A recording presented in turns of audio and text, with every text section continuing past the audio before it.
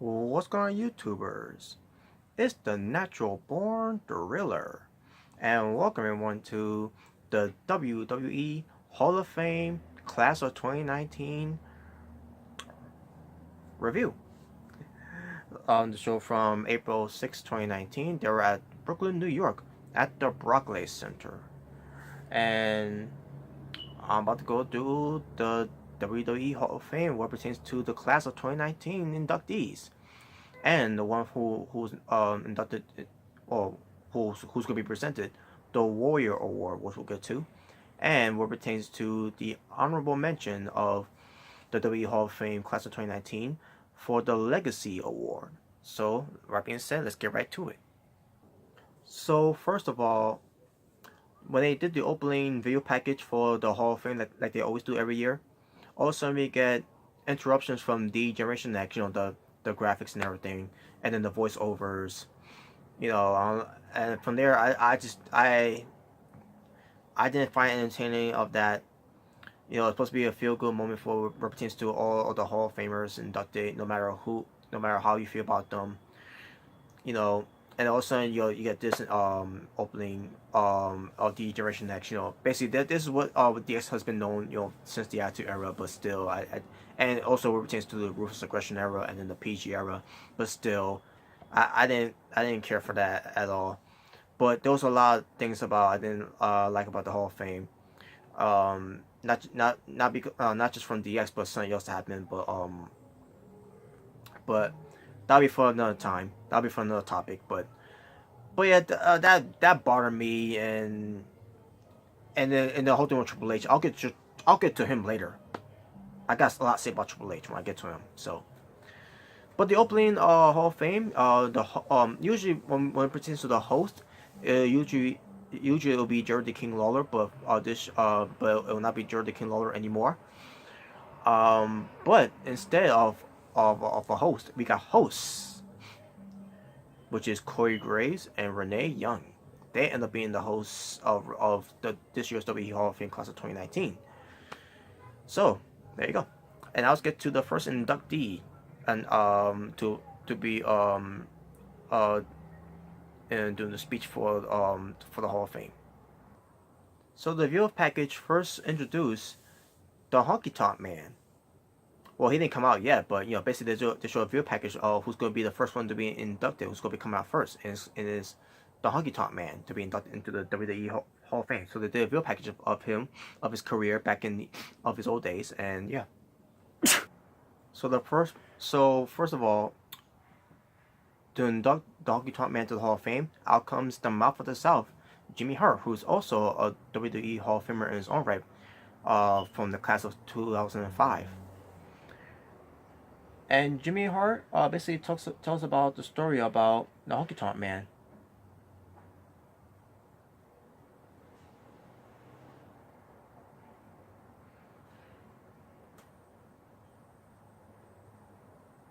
Basically going by his real name, Furious. Basically meaning actually Wayne Furious. Met him years ago, and pertains to when they went to New York, which it was in at the time it was WWF, Madison Square Garden basically, and basically where he stayed in the South, and basically who looked much different than he did years ago. Basically years back. And then also the Rocket will strap on the Honky Tonk Man, and the rest was history. When and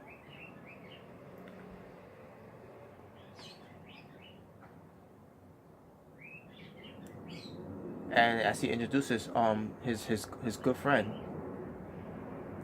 the Honky Tonk Man. So Honky Tonk Man comes out. He comes out with basically riding his pink Cadillac with this girl supposed to be playing Peggy Weber, wearing the blue what the blue suit that he wears,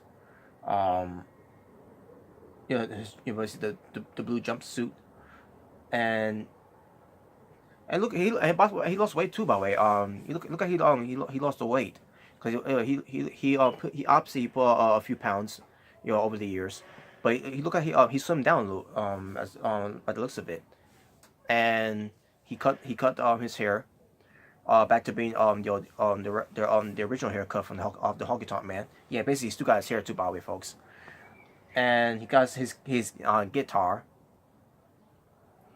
and yeah, the Honky Tonk Man, and he's basically doing his speech.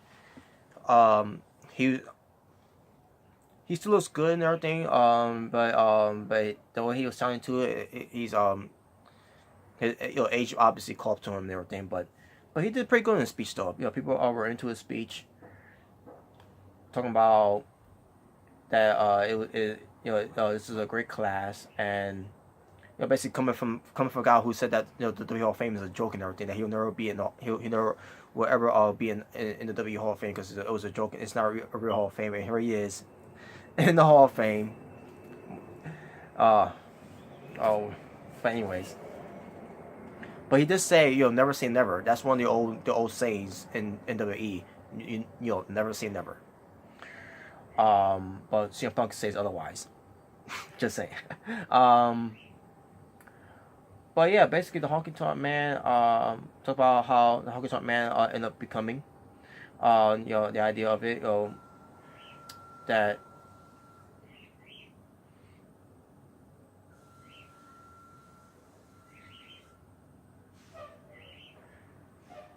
and yeah, and also what pertains to him being let me just say this too, but the Honky Tonk Man being the one time and the longest reigning WWE Intercontinental Champion with a record of 454 days, and still to this day, it holds up. No one has ever has surpassed that record. But he thanks Hulk Hogan for basically gives Hulk Hogan a thanks for everything, and especially to Jimmy Hart. So about again what pertains to him being the Intercontinental Champion, and yeah, he basically he was blessed of again this character of this Honky Tonk Man character and everything that he thought up, by the way, and that was it. And then he basically thanks everyone to and also Jimmy Hart tells Honky Tonk Man, you guys sing the Honky Tonk Man song.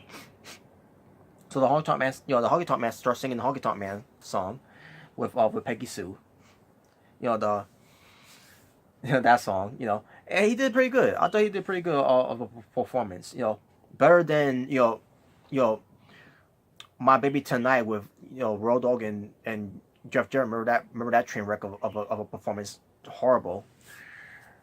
So this was entertaining. It was good. Because the Honky Tonk Man, he's cool, he's cocky, he's bad. You know what I mean? So yeah, it was good. And congratulations to the Honky Tonk Man being inducted into the WWE Hall of Fame. We see highlights of D Generation X throughout the years. Overrating D Generation X because you gotta overrate what in their opinions, in their minds, the greatest factions that ever lived. We take a look at a video package of the career of the next inductee into the WWE Hall of Fame, Torrie Wilson. Unfortunately for Torrie Wilson, folks, days before her going into the Hall of Fame, basically for this event, her father passed away, Al Wilson. Not storyline this time, folks. Basically for 2003, the 2003 storyline that he died. But this is for real, folks. Years later, basically. Unfortunately, Al Wilson passed away before he got a chance to see her daughter being inducted to the Hall of Fame in this event, which I'm pretty sure he probably would have been there, but unfortunately he, his time came. So my thoughts and my prayers, my condolences, my sympathy goes to the Wilson family for their loss of of Al Wilson, who gave us the girl next door, the beautiful and sexy still to this day looking good, Torrie Wilson.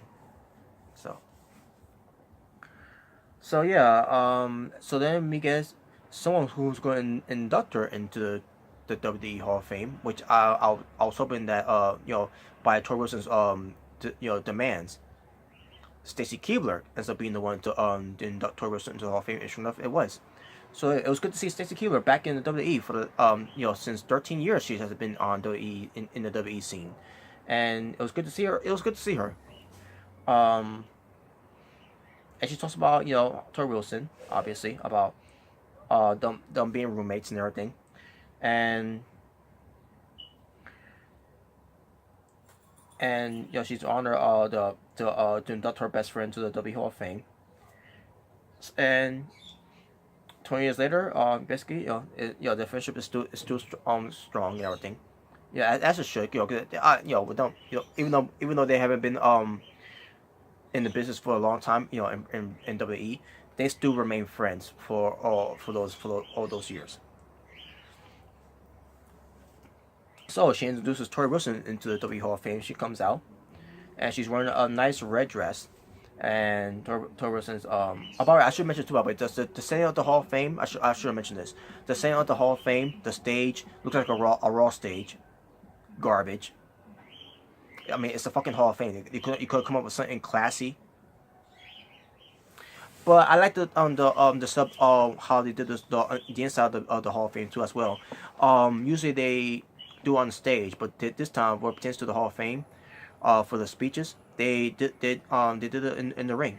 They basically have a wrestling ring set up and everything, gold ropes and everything. I thought it was good. I thought that was nice. They were doing something different there, and I understand on what the idea of it and what they were going for. And I thought that was good.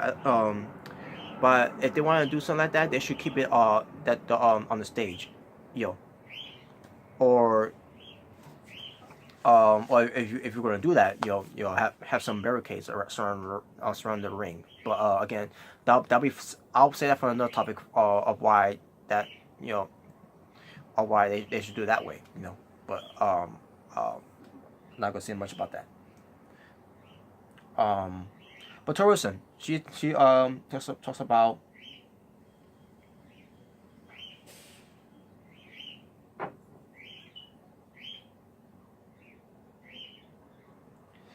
so basically she talks about her father passing away. She didn't say that at first, but I just want to mention that she did mention her father passing away, and she thanked her father and everything, and then she talks about her time at school. The cutest boy saying that she looks it's basically calling her a fat soul and everything, even though she wasn't really fat. She explained she just said that she wasn't fat, but this kid was a bully. I think her who goes by the name of Terry, calling her fat soul and everything, and then she ends up becoming a better person after that. And she talks about being nervous meeting up with seeing guys like Stone Cold and The Rock, and when she first came into WWF, when WWE went out of business, and she says to any of the critics that that's criticizing her and everything, and basically laughing, basically turn them in their face, like basically in this Hall of Fame, at the Hall of Fame speech that she did, basically that she made it, and you didn't make it, and I thought that was and not just in wrestling though, but also for other things that she's done too, outside of wrestling. She made it. She's ends up being a better person, and she turned that negative into a positive and basically rubbing it in the people's faces, that she accomplished a lot of things. And she talks about that she was never a good wrestler. She was never great in the ring. She admit that she was not that good in the ring. So at least someone like Torrie Wilson will admit that she will admit that she was never good in the ring. John Cena. But it was nice that she missed that she was never anything that she was never anything good in the ring, and she did her absolute. She tried her best to entertain in the ring, unlike the the Bellas. um, because she mentioned that she botched some moves. She looked awkward, and then she done some bad dancing. Um, and she mentioned her match that she had at Judgment Day from 2003. That it was not that that was a wrestling match, but it was basically a pose off against Sable. She mentioned Sable, by the way. That was nice. That was nice that she said that. And yeah. She mentions she basically thanks Kevin Nash and Hulk Hogan, and then she goes to talk about the where they met her at the fitness model that she was doing. And then she thanks her ex-husband, Billy Kidman, but she ends up by calling him Pete. She thanks Stacy Keibler for the journey. She thanks Michelle McCool, and then she thanks Victoria, who was there, by the way. Victoria was there. She thanks Kenneth Michelle, and also she thanks Dawn Marie as well. Dawn Marie. Yeah, because Dawn Marie was also involved in that storyline with Torrie Wilson and her dad, Al Wilson. And yeah, and then she tells her her fourth grade boyfriend,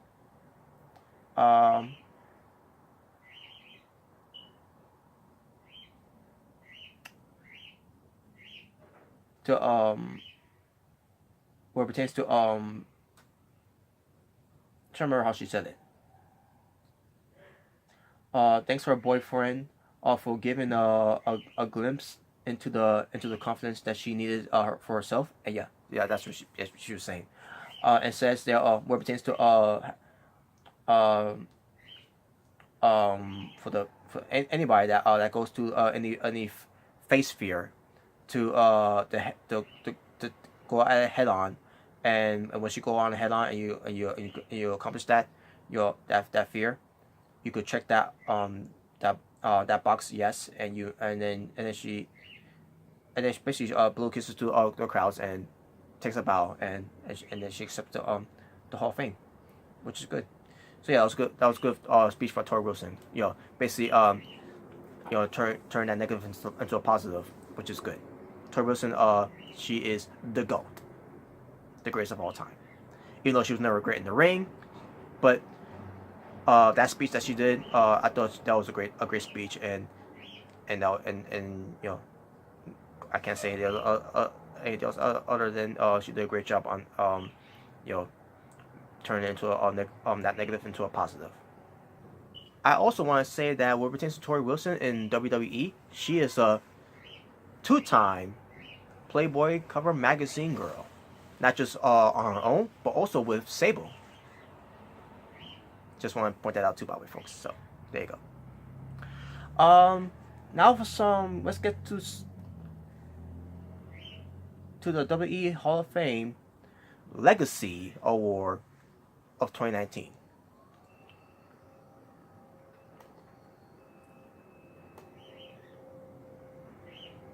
First of all, they excuse me, the category for the Legacy Hall of Fame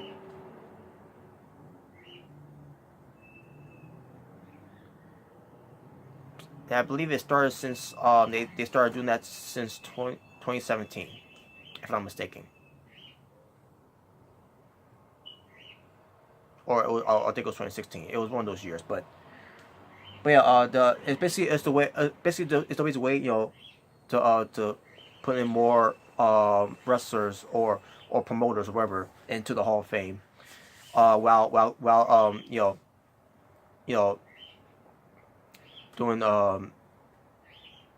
having families to come up there and do some speeches and everything, just to get those out of the way and everything. So here are the ones that are in the Legacy Award for 2019 WWE Hall of Fame for this Legacy Award.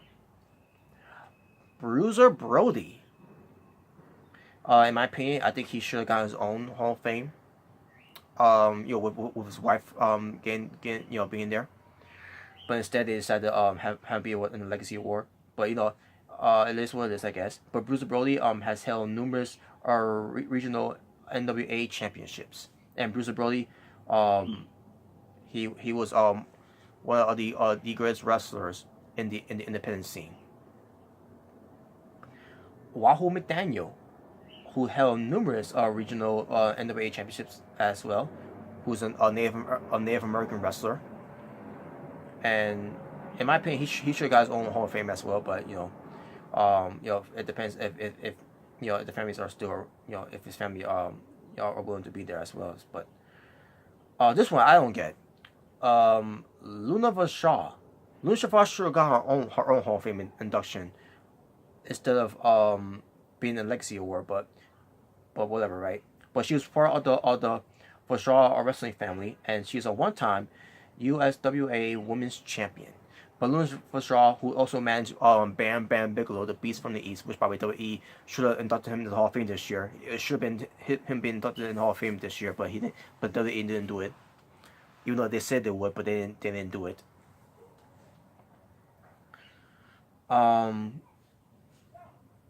Luna Vachon, her time in the World Wrestling Federation and also in the Attitude Era as well, and yeah, it was well deserved. It's been overdue, but now she gets to be in the Hall of Fame, but unfortunately for the Legacy Award.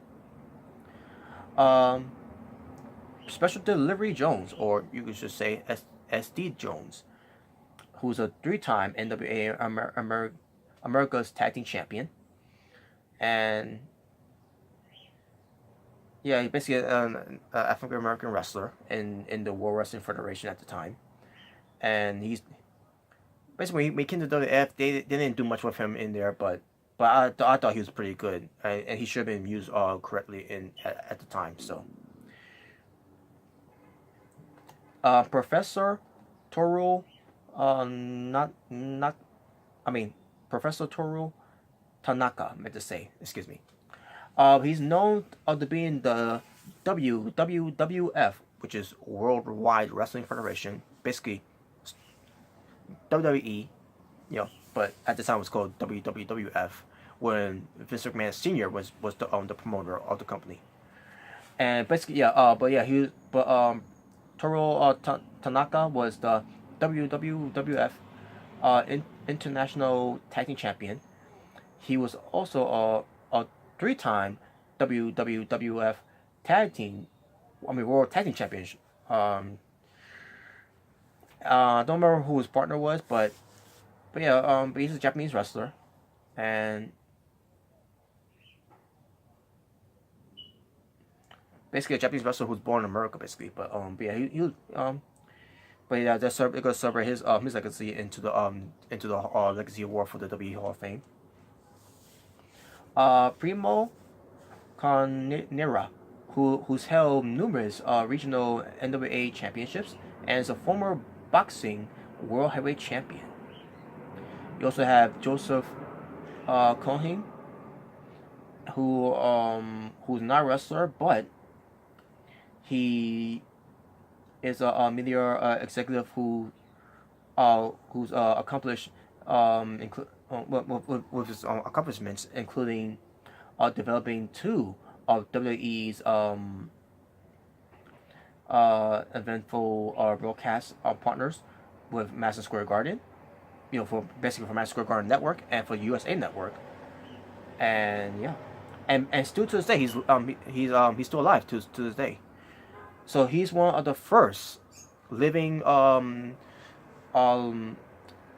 legacy wing into the WWE Hall of Fame, and he was there too, by the way, at the Hall of Fame. So it was good that he was there too. It's basically Joseph Cohen was is still alive and well, and well deserved. He's a living legend. What pertains to be in the hall, to be in the legacy wing for the WWE Hall of Fame class of 2009. Class of 2019. Meant to say, excuse me. I wish we were in 2009. But anyways, Hisashi Shinma, who is a long-time Japanese professional wrestler and promoter. A professional wrestling promoter, I meant to say, excuse me. A former president of the WWF. Wait, WWF, I meant to say. I think I said four W's. And the WWF represents the second living inductee into the legacy wing. So yeah, he's also on a living legend. In basically the second living inductee into the legacy wing. So it's good that he's living too as well. I don't remember seeing him in the Hall of Fame though. That's the thing. I don't remember seeing him in the at the Hall of Fame, but I guess it is what it is. I guess he couldn't beat it. I guess. Buddy Rose, who's held numerous regional NWA championships. Not wasn't that into him that much at the time. Well, actually, I wasn't around at his time, but still, but I wasn't into him that much. Basically, he was known as Playboy Buddy Rose, and wasn't into him, and there was a good reason why I wasn't into him. And finally, Jim Barnett, who was the longtime wrestling promoter, former owner of the Indianapolis International Wrestling Alliance, the territory, and also pertains to Australia's World Championship Wrestling and Georgia Championship Wrestling, and that was your legacy award for the WWE Hall of Fame class of 2019. Congratulations to all of them, especially to Bruiser Brody, Wahoo McDaniel, Luna Vachon, J.D. Jones, and of course, Buddy Rose, whatever. So we see a video package for the next inductees, and that's the Hart family. Well, actually, not the Hart family, the Hart Foundation, meant to say, excuse me, which is Bret the Hitman Hart and the late Jim the Anvil Neidhart. And basically, no one inducted them in the Hall of Fame, so instead, you got Bret Hart and Natalya coming out on behalf of her late dad, Jim the Anvil Neidhart. So they come to accept the Hall of Fame. Natalya goes to go for a speech about she wants to put herself in her dad's shoes. She thanks her mom. She thanks Bret Hart. She thanks the WWE fans. She for showing the Hart Foundation unconditional love since 1985. She basically puts over the British Bulldogs, what pertains to Davey Boy Smith and the Dynamite Kid. Puts over Stu Hart. Puts over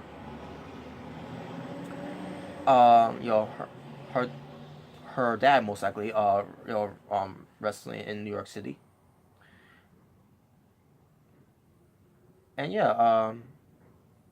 so about how the Hart Foundation is inspires so many generations of superstars and wrestlers and all that, which was good.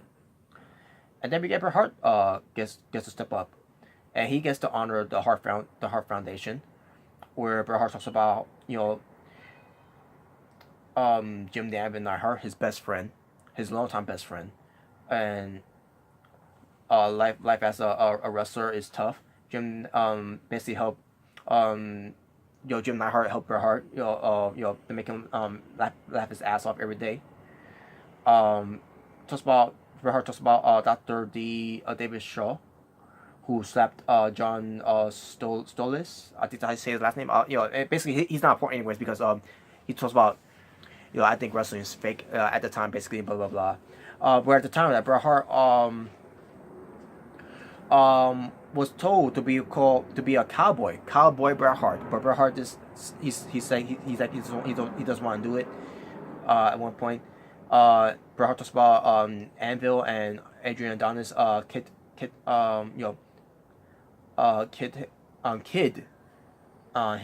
in the whole time, basically. The late Adrian Adonis, unfortunately, is no longer here with us either. Since I believe 1988 or 1989, I'm trying to remember what year that he died, but Bret Hart wanted to quit, and basically, the promoters decided, to have him be a tag team. Jim the Anvil Hart and Bret Hart as the Hart Foundation. Bret Hart tells us a story about King Kong Bundy, who was in the car with them. And Bret Hart was working as who's in this heel tag team with Jim Hart, and he's doing basically he thanks the team that they worked as a I'm trying to remember how it was though, how it was. Oh yeah, a mob of people tried to I guess try to talk to Bret Hart, and Bret Hart was being nice to them, and that's when King Kong Bundy and Jim Hart got mad at Bret Hart because of that, because you're not supposed to break kayfabe basically, you know. You're supposed to, you're supposed to be a heel and everything. Bret Hart basically talks more about Jim the Anvil Hart, and then talks about Bret Hart's sister, who married to Jim Hart. Where Jim Hart ends up become part of the family, and Jim Hart is now in heaven. And basically the Bret Hart thanks WWE for fulfilling the dreams for the Hart for the great wrestlers. And basically they ended the speech by having Bret Hart saying to it's not right, Jim, something like that. And then and they showed Jim Hart on the Titantron. He started he saying something. I don't remember how what he said, or what they had said. Basically also a promo that Jim Hart did when he's at his prime at the time, still a lot when he was still alive, and he did his famous laugh, ha ha ha, yeah, ha ha ha ha ha. I don't know how he does it, but Jim Hart, he does it better, but Jim Hart's unfortunately not with us anymore. So but yeah, rest in peace to Jim Hart, and congratulations to the Hart Foundation for being inducted into the WWE Hall of Fame class of 2009. So Bret Hart is a two-time WWE Hall of Famer. And Jim Hart is finally in the Hall of Fame, which he shouldn't have been in there if he was still alive. But the Hart Foundation was known as being a two-time WWF World Tag Team Champions, and one of the best there is, the best there was, and the best there ever will be in the tag team division. So, congratulations to the Hart Foundation, Bret the Hitman Hart, and Jim the Anvil Hart. Rest in peace, Jim. Next inductee, we get Brutus the Barber Beefcake. So there's a review package of his career. Then we get the immortal Hulk Hogan coming out to be the one to induct his longtime best friend, Brutus the Barber Beefcake, into the WWE Hall of Fame. And then Hulk Hogan said to start the speech, he says, "Well, let me tell you something, Mean Gene." I kind of burped, basically, folks. I apologize for that. But Hulk Hogan talks about Brutus the Barber Beefcake. He talks about going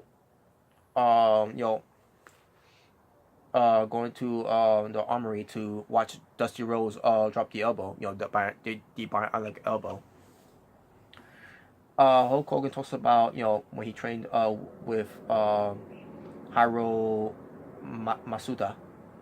I think how to say it. I think that's how you pronounce it. Where it wasn't like the Performance Center, basically, and it's also, and then also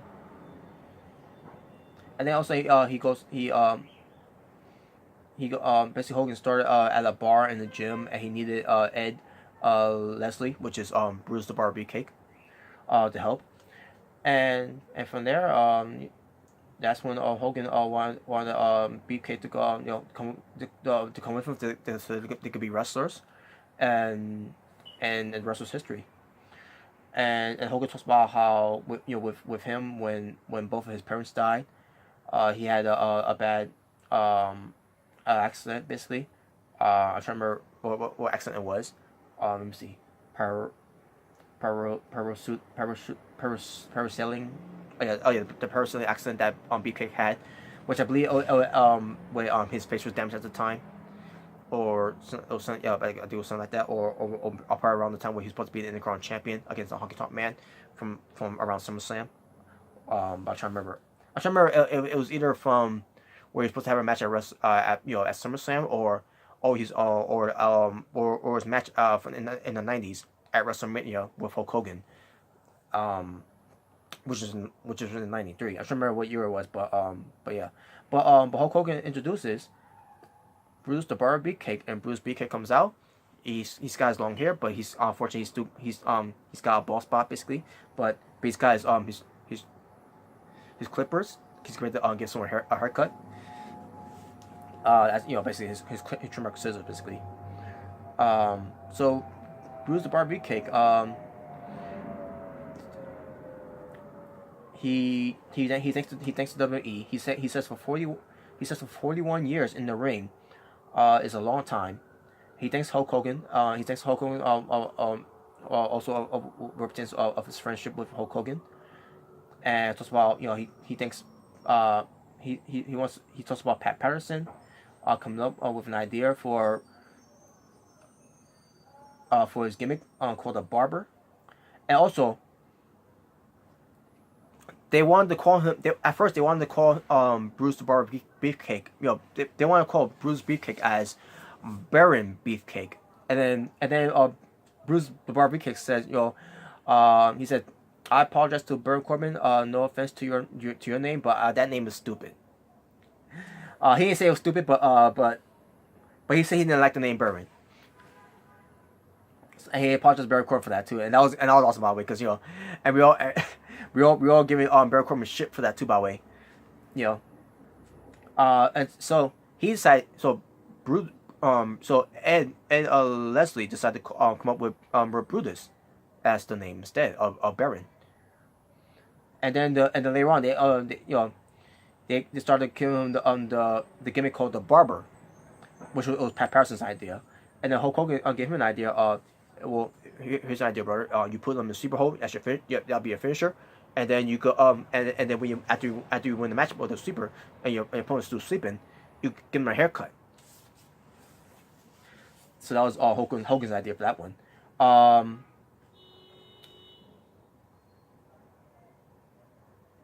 Bruce Beefcake mentions his daughter and his grandson. Bruce Beefcake mentions how he was cutting the hair of Adrian Adonis from WrestleMania 3. He talks about being Mr. Perfect of his perfect undefeated streak from WrestleMania 4 or I think it was WrestleMania 6. I'm trying to remember it.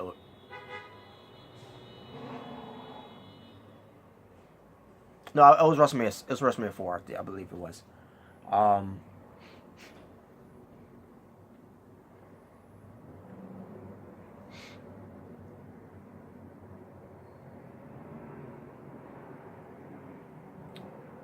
Now, not think about it. I think it was WrestleMania 6.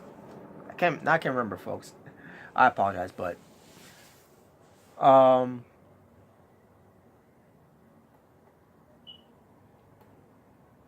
hey, if it was WrestleMania 4, then yeah. But anyways, the point is, Beefcake defeated Mr. Perfect's undefeated streak.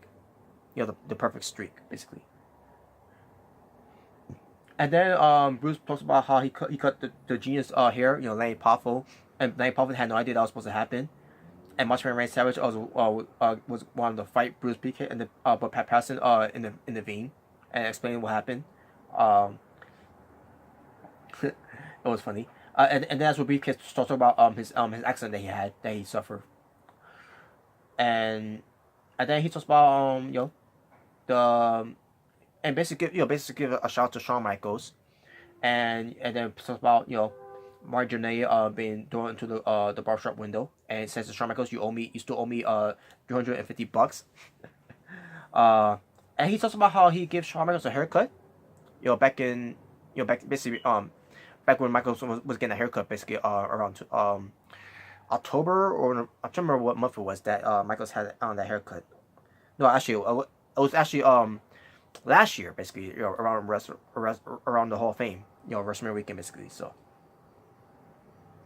and basically, he said he's happy to be inducted into the WWE Hall of Fame, and there you go. And Beefcake's in the Hall of Fame, and congratulations to Bruce the Barber Beefcake for being inducted into the WWE Hall of Fame, class of 2019, meant to say. About to watch that again.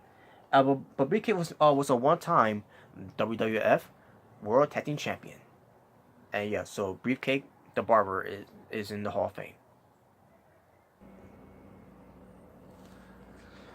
It is now time for the Warrior Award. Yes, time for the Warrior Award for Sue Atkinson.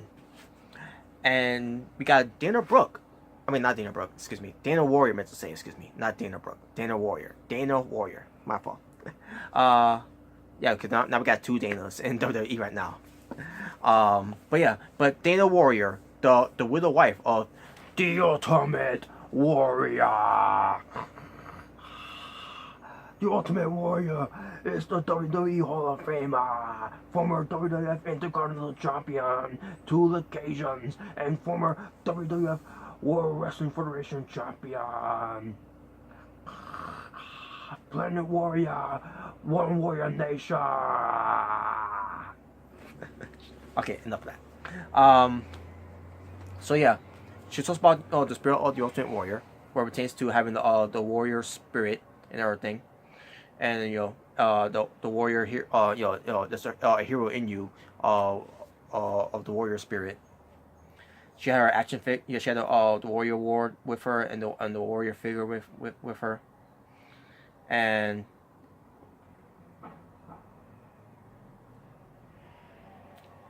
she talks about Sue Atkinson.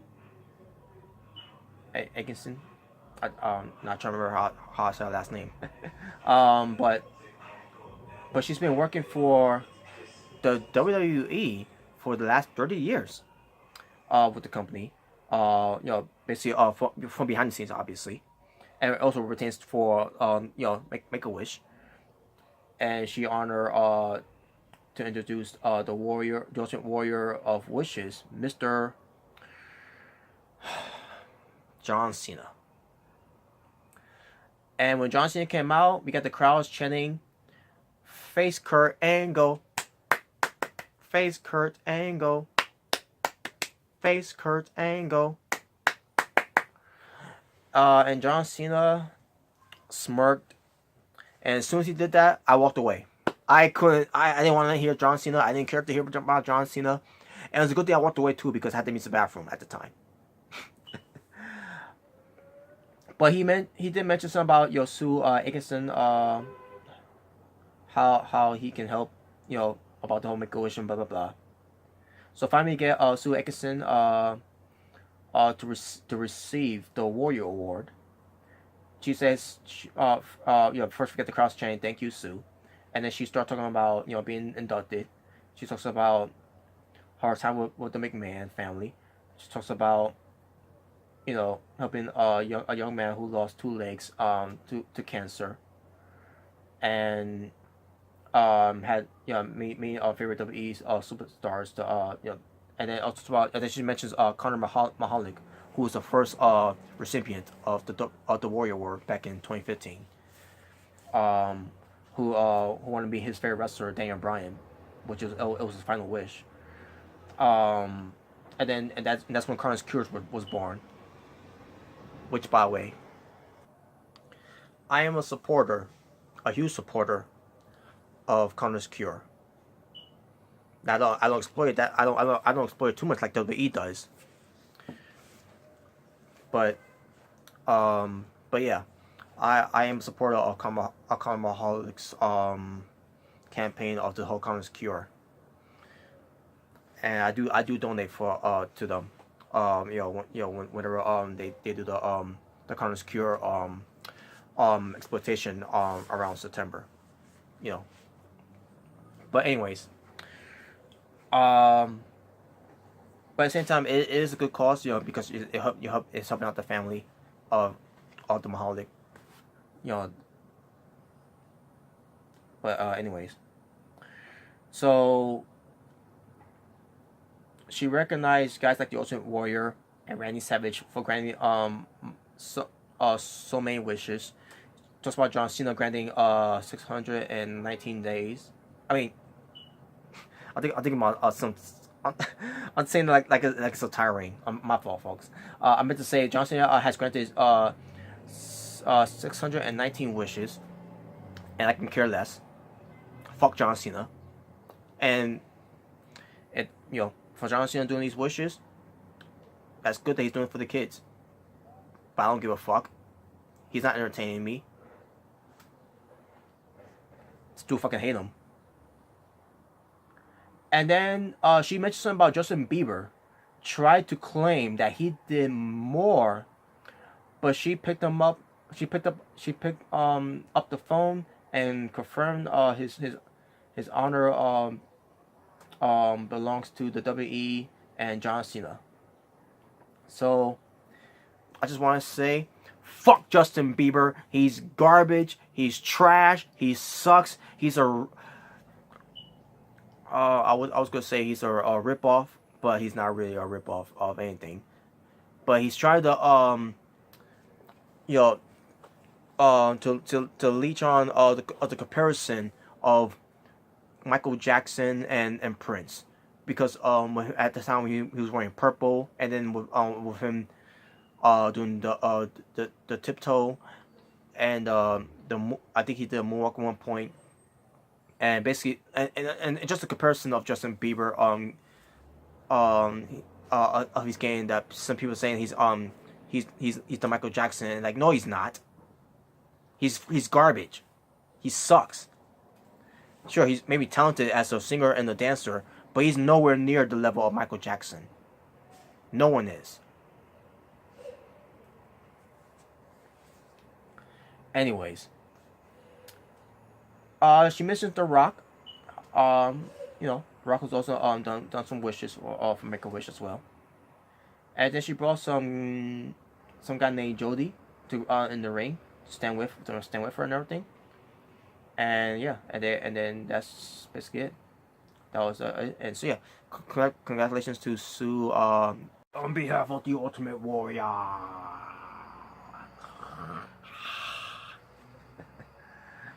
Ultimate Warrior, man. I miss him. 5 years he's been gone. But yeah, congratulations to Sue Atkinson for getting the Warrior Award at the W Hall of Fame. So good for her. And yeah, keep granting wishes for Make a Wish. And there you go. I don't know what to say after that, folks. So I'm just gonna say that. So yeah, there you go. Now just to say it, folks. So Atkinson, thank you for everything you've done for the company, for WWE, back behind the scenes. And that's what the Warrior War should be about. And also that's what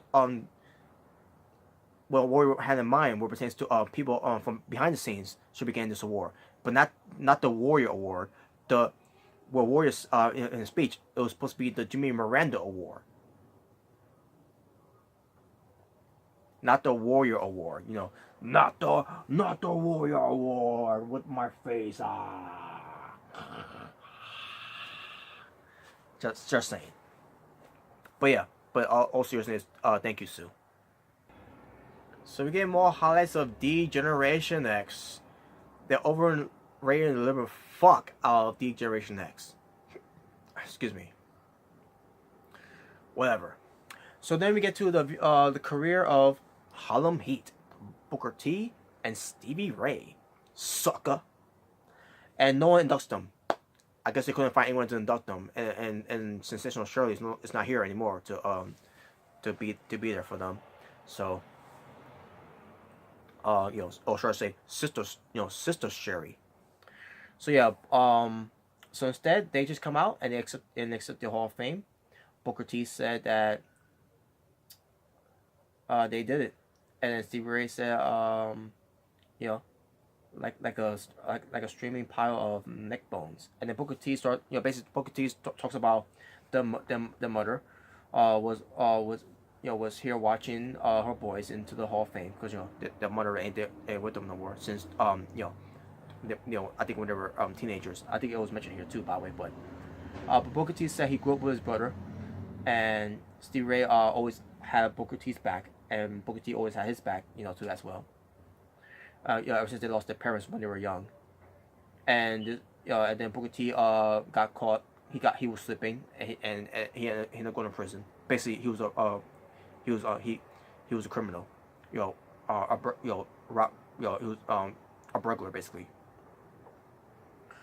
Um, but then Stevie Ray had his back because of that, and then Stevie Ray want him to basically talking about would you like to be a would you think about would you be about wrestling basically, and Booker T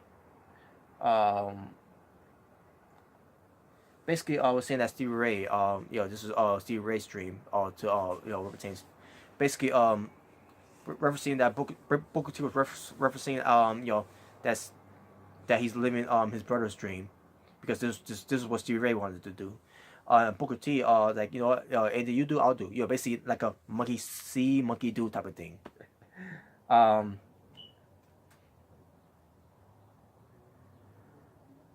basically talk about what was Hogan doing, what was Piper doing, and then Booker T needed a job, so he's like, you know what, let's okay, we'll do the wrestling thing, brother. And this is Stevie Ray talking about this, by the way. And then that's when Booker T started coming in and says that he will not be here if it wasn't for Stevie Ray. Booker T said that, and then Stevie Ray starts, and then Booker T said again, living in his brother's dreams, and that's when they talk about and then Stevie Ray starts talking about how they were called the Ebony Express. Before they became Harlem Heat, they became the Ebony Express. And they basically talk about they were trained by Ivan Putski and Scott Cassie, and Stevie Ray opened up about wrestling organization with his brother Booker T, and unfortunately it didn't go anywhere.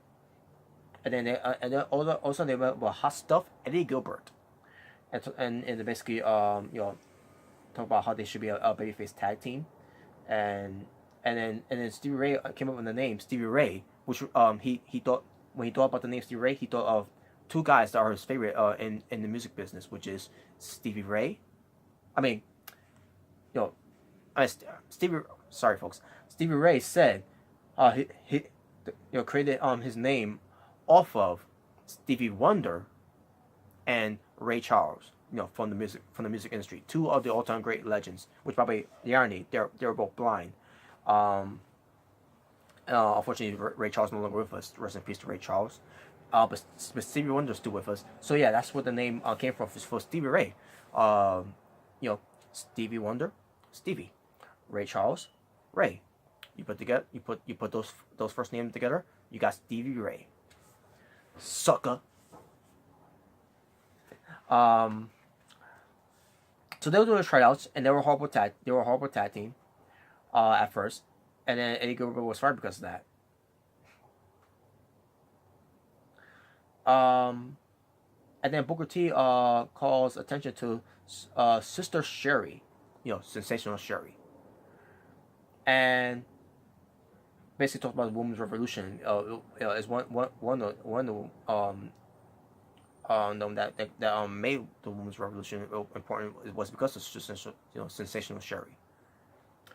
They talk about Sid Vicious, Psycho Sid, whichever one I call him, and this guy, and basically talks about Ole Anderson, and Ole Anderson believe in Booker T and Stevie Ray, despite them not committed to the to what they should be, and then they talk about Hulk Hogan, and then they talk about how they won 10 tag team championships.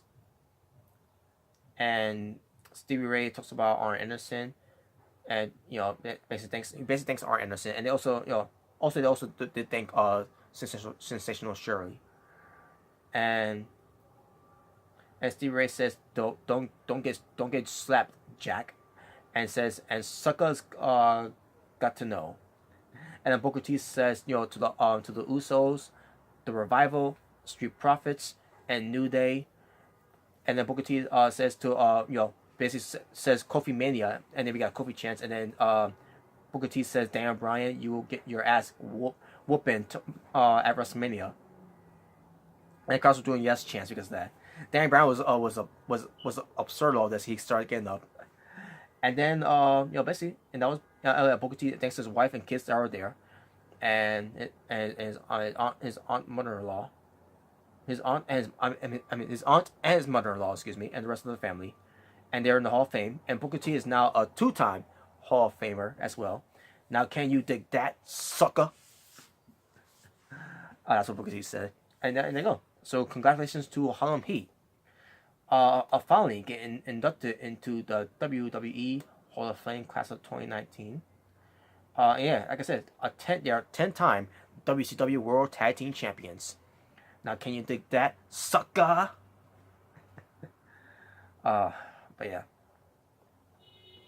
and there you go. That was Harlem Heat in the WWE Hall of Fame class of 2019. And now it's time for the headliners. The Generation X. You have Triple H, Shawn Michaels, Raw Dog Jesse James, Badass Billy Gunn, and unfortunately, who's no longer with us here, the Ninth Wonder of the World, Chyna, is also in the Hall of Fame with DX, which by the way, she sure went in there on her own. I still stand by that. But yeah, Triple H, Shawn Michaels, Raw Dog, and Billy Gunn, and and X-Pac, by the way. I need to mention him too, X-Pac. They all come out in the tank, and they're throwing their glow sticks. They're all, being rebels. They're all being degenerates. And they have a picture of Chyna on the screen, basically. But Triple H was saying something. There's rules because he's now an executive, and he says and he basically did a side swipe saying that for if you call anyone an executive vice president, they feel important. Basically taking a shot at AEW executive vice presidents like Cody Rhodes, the Young Bucks, and Kenny Omega. And I'm saying to Triple H, fuck you. Like, what the fuck? What the fuck is the point of you referencing that for? Wait, is AEW is getting on your skin that much that are they that much of a competition to you? That you gotta mention them and sideswipe them? Did he even need to mention that at all? And Triple H, I guess Triple H was trying to be funny with that one. Guess what? I didn't laugh at it. I thought it was fucking stupid. It was not funny. It was nothing to be laughed at.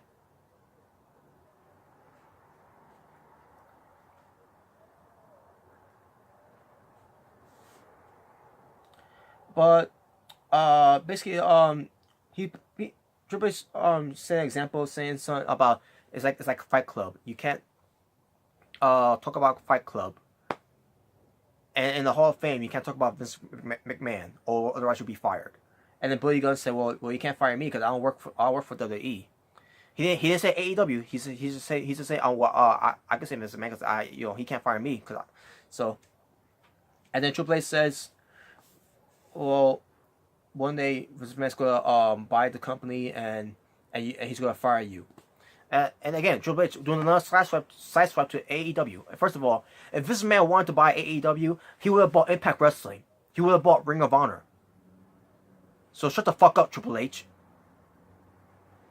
I'm glad to know that AEW is getting under the skin of WWE, that they gotta mention AEW.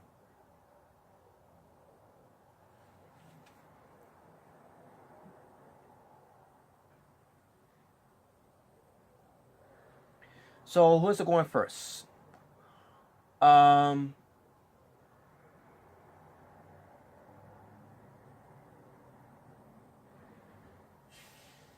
don't remember who went first. Oh yeah.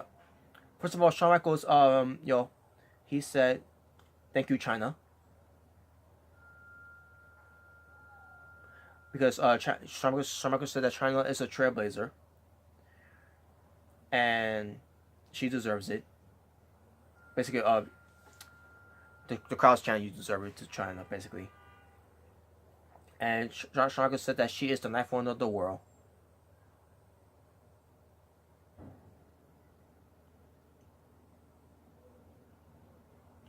And then the Road Dogg gets to say something, saying that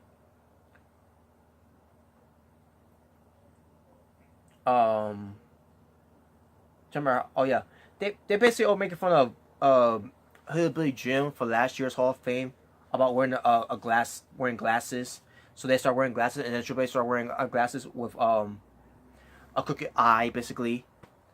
And I'm trying. I was like saying to myself, "You're not funny, Triple H." I didn't laugh at. I did not laugh at that. Triple H, I got on my nerves on that night, folks. I didn't find anything that what Triple H said or did funny. But and basically, the eye crooked sunglass, the eye crooked glasses was for Shawn Michaels, because Shawn Michaels is he's crossed eyes. But Shawn Michaels says something about your big nose to Triple H is the reason why he's crossed eyes, and I laugh at what Shawn Michaels said though. I thought Shawn Michaels was funny, not Triple H. Triple H is not funny, and when he's trying to be funny, it just sucks.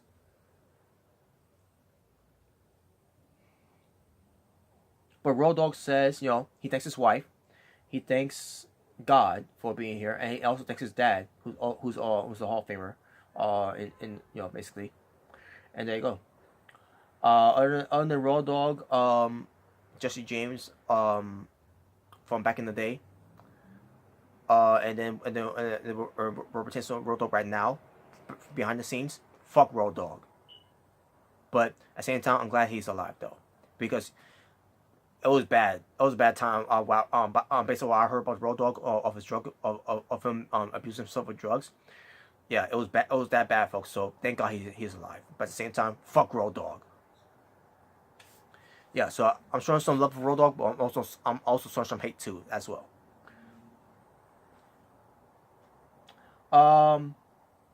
Billy Gunn, he starts talking,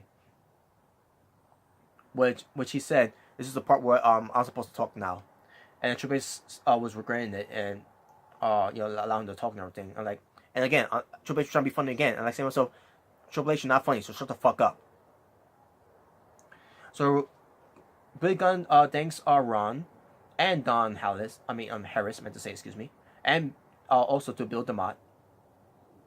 Billy Gunn thanks his wife and his 2 sons who are there, and Billy Gunn gets emotional, and Billy Gunn pulls out a super soaker, and basically he was spraying it, but then it wasn't enough coming out. It was weak, basically. Billy Gunn was funny for that one, and then Shawn Michaels says to Billy Gunn to over promise and under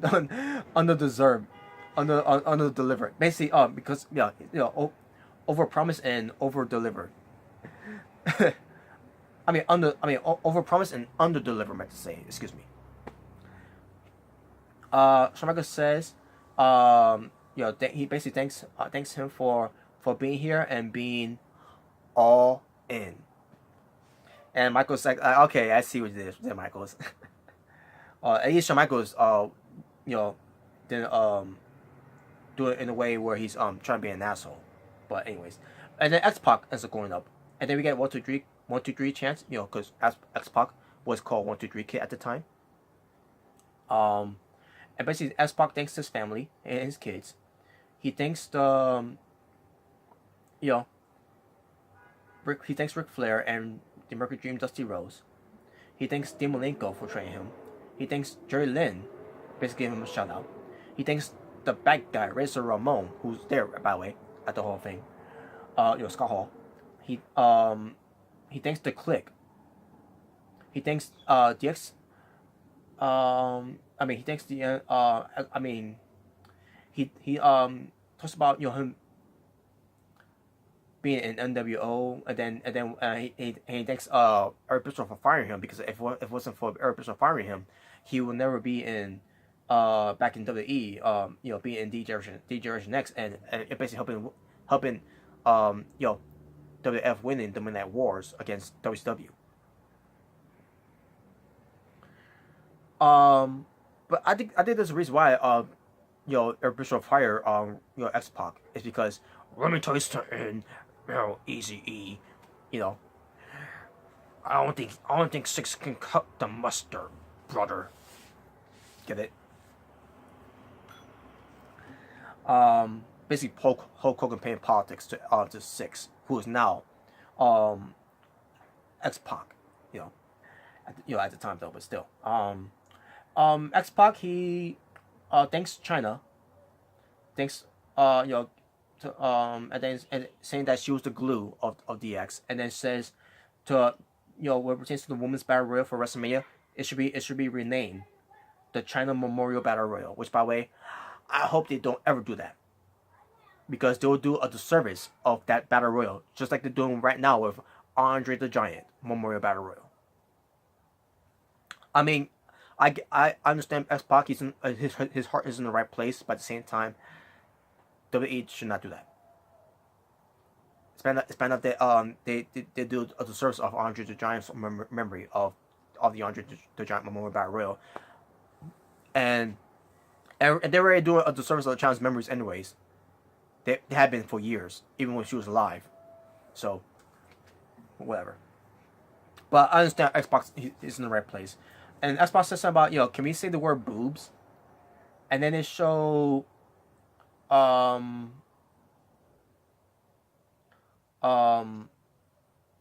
was disturbing, but it was censored though. And then Triple H says something about, Michael Hayes was up there. Ha ha ha ha ha. That's my sarcastic laugh of Triple H's jokes. Shawn Michaels was up next. He says he wants to thank his family, but unfortunately they weren't there. And then he says he's here all alone, and he said his wife and his children are embarrassed of them. And Triple H was like, basically trying to calm Shawn Michaels down.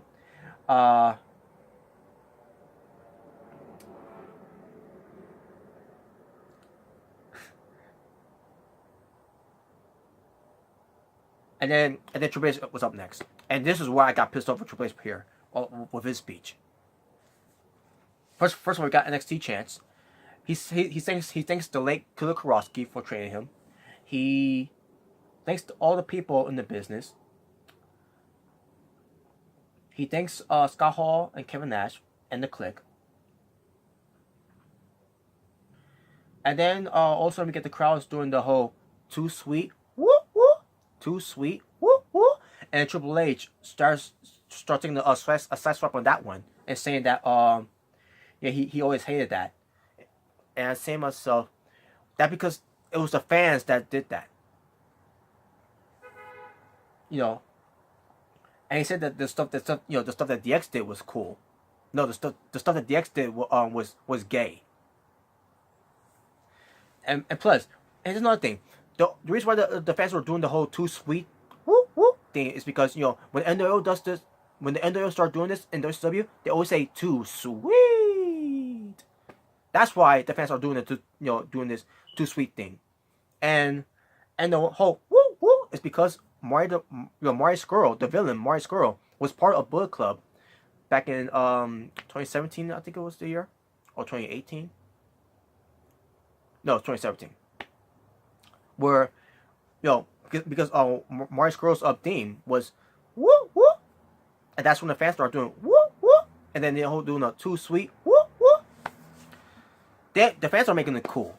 It's not like the wrestlers from Bullet Club was making it cool, or the Elite. It was the fans that made it cool. And then here's Triple H sideswiping the whole this ain't the too sweet woo woo ain't it's not cool. No, you're not cool, Triple H. You're the one who's not fucking cool.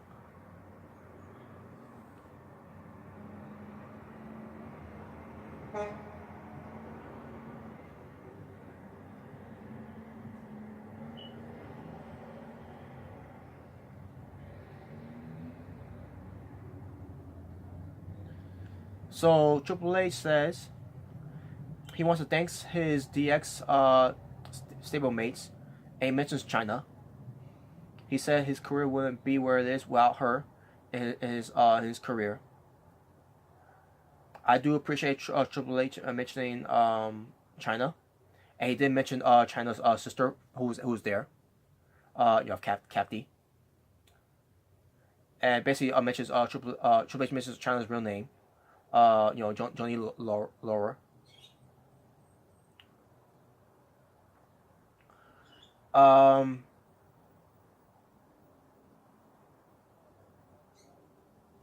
so yeah, even though he mentioned Chyna, and also he mentions well, I'll get to that later. Um, maybe get back to the whole Chyna thing. So Triple H, he announced Chyna, but I just want to say to Triple H, fuck you, Triple H. And why am I saying that? Because I want Triple H to do the right thing, up on that podium, in that ring, to say to Chyna, I'm sorry. Now he had to say, I'm sorry for what he did to Chyna. He could, what he could just at least say to on behalf of Chyna not being there, and on behalf of Chyna's family, for everything that Triple H put Chyna through, he could at least say that I'm to say to Chyna, I'm sorry for everything. Chyna, he could just say, Chyna, I'm sorry for everything, but he didn't. So that's why I'm saying, fuck you, Triple H.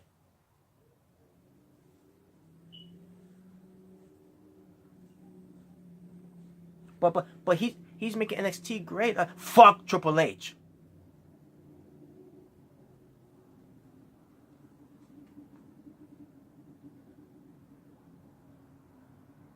And while I'm at it, the person as well, fuck Paul Levesque.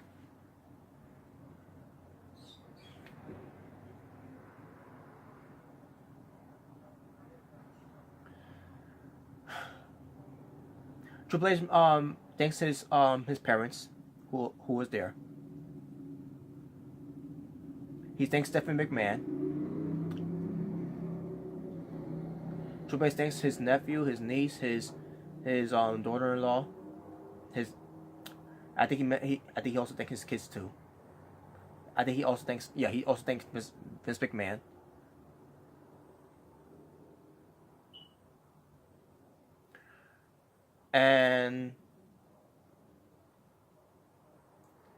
And then Triple H. Okay, so then Shawn Michaels says something about we gotta say our apologies about the things that they did in the past. So X-Pac went first because Shawn Michaels was trying to find out the heartfelt apology, but he couldn't think of anything.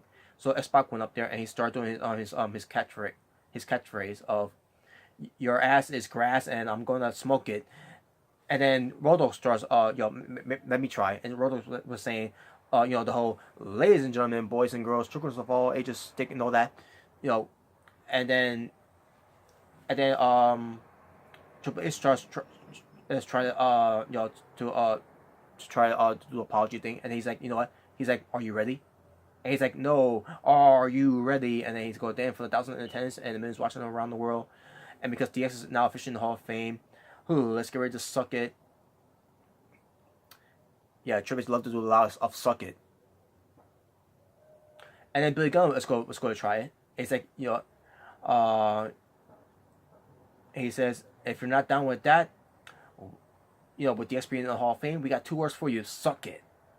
And then they end it by putting out the Super Soakers, and they start weighing people in the audience, and they'll start, and especially to Baron Corbin, which I thought that was funny though. And that was it. That was DX in the Hall of Fame. Now where it pertains to D-Generation X in the WWE Hall of Fame, may first get Triple H out of the way first, because fuck Triple H. So where's Triple H? Triple H, a 9-time WWE champion, a 5-time World Heavyweight champion, a 5-time Intercontinental champion, who's won the 1997 King of the Ring, who's won the 2002 and the 2016 Royal Rumble match. And there you go. Fuck Triple H and fuck Paul Levesque. You didn't apologize to Chyna on the Hall of Fame speech? Fuck you.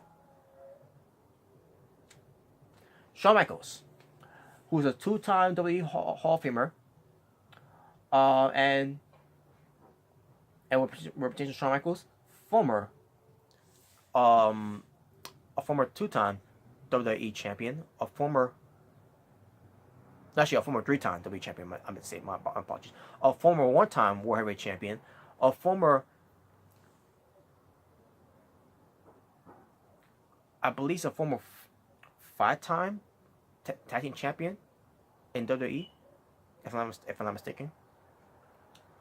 But he's also a former European champion, a former, I believe, a former three-time Intercontinental champion.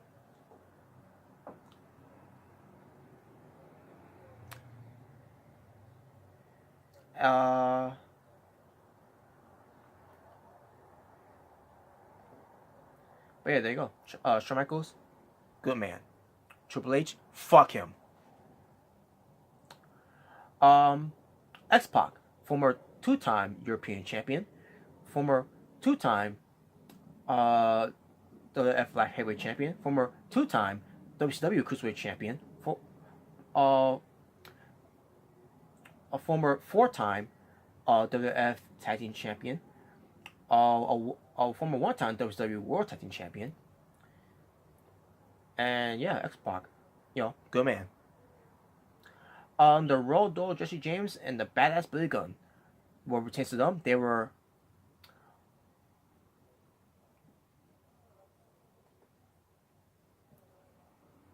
I believe they were a six-time tag team champions. Representing New Age Outlaws. But anyways, but basically, Road Dogg Jesse James, a former five-time WWF tag team champion, a one-time WWE tag team champion, a one-time WWF Intercontinental champion, a one-time WWF Hardcore champion, and that's Road Dogg Jesse James. Billy Gunn, a 10-time WWF tag team champion before the New Age Outlaws. He was part of the Smoking Guns with Bart Gunn. A one-time WWE champion, a one-time WWF Intercontinental champion, a one-time WWF Hardcore champion, and the 1999 King of the Ring winner. So basically, representing the New Age Outlaws, they're the six-time tag team champions of the world in WWE, basically. Yeah, so New Age Outlaws in the Hall of Fame, good. And finally, the ninth wonder of the world, Chyna. The first ever woman to ever compete in the Royal Rumble match and in the King of the Ring tournament. The only woman to ever hold on to the WWF Intercontinental Champion, and who was a former WWF Women's Champion, who was the undisputed Women's Champion, because she never lost it anyways.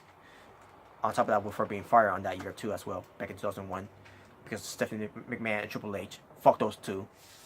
But yeah, but ninth wonder of the world, Chyna. Yeah, but basically the ninth wonder of the world, Chyna, in the Hall of Fame with the Generation X, which she should be in the Hall of Fame on her own.